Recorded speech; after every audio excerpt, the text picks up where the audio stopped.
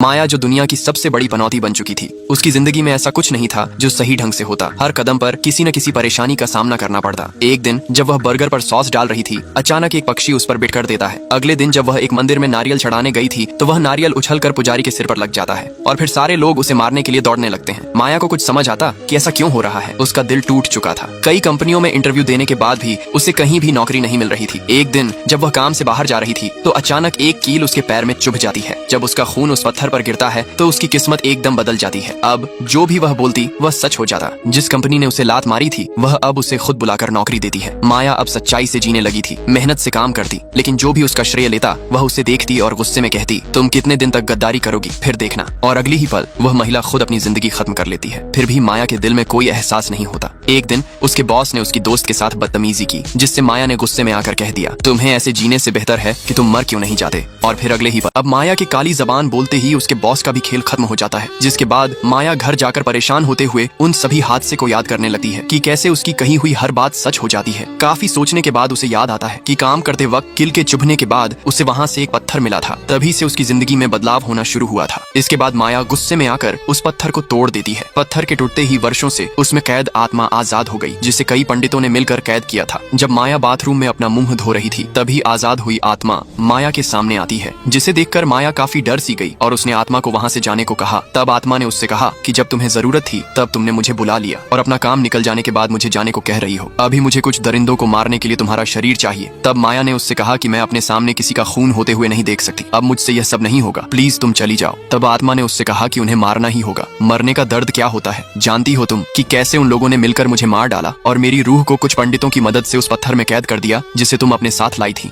उसके बाद माया भगवान के सामने हाथ जोड़कर उस आत्मा का साथ देने का फैसला करती है कि तभी कुछ गुंडों ने उसे देख लिया। माया उनसे बचकर भागने की कोशिश करती है, लेकिन वे सभी माया को किडनैप करके अपने साथ ले गए। इधर जब यह आदमी सो रहा था, तभी उसके फोन की घंटी बजती है। जब वह फोन को उठाने के लिए नीचे झुका, तभी उसके सामने वह आत्मा आ जाती है, जिसे देखकर वह डर जाता है और वहाँ से उठकर भागने की कोशिश करता है, लेकिन हर तरफ उसे वही आत्मा दिखाई देती है। जिसके बाद वह कॉल करके सारी बातें डॉक्टर को बताते हुए उस स्थान पर जाता है जहाँ उसके साथियों ने उस लड़की को बांध करके रखा था। जिस पर डॉक्टर ने उसे सावधान करते हुए बताया कि वह कोई साधारण लड़की नहीं, बल्कि उसके पीछे एक प्रेत आत्मा का साया है। उस लड़की ने मुझसे कहा था कि मेरे यहाँ रखा पौधा कुछ ही पल में बड़ा हो जाएगा। वह वैसा ही हुआ, लेकिन फिर भी आदमी को डॉक्टर की बात पर विश्वास नहीं होता कि तभी उसने देखा कि कैसे उस लड़की ने एक एक करके उसके सभी गुंडों को धूल में मिला दिया। जिसे देखकर आदमी वहाँ से भागने की कोशिश करता है, लेकिन आत्मा ने उसे पकड़ लिया और उसकी जान ले ली। उसके बाद आत्मा अपनी बेटी से मिलने के लिए उस अनाथ आश्रम में जाती है, जहाँ उसकी बेटी को एक आदमी छेड़ रहा था। तब उसने कहा कि मुझे मेरी माँ ने गुड टच बैड टच के बारे में बताया है, इसलिए तुम मुझसे दूर रहो, नहीं तो मैं इसकी शिकायत करूंगी। जिसके बाद आदमी अपना मुंह धोने के लिए एक टब से भर पानी के पास आता है। उसने जैसे ही पानी को अपने मुंह पर डाला, वैसे ही उसका मुंह जलने लगा, जिसे आत्मा ने उसकी गलती की सजा दी। जब लड़की को उसका खाना मिला, तो उसने आदमी से थोड़ा चावल और मांगते हुए कहा कि अंकल मुझे थोड़े चावल और दे दो,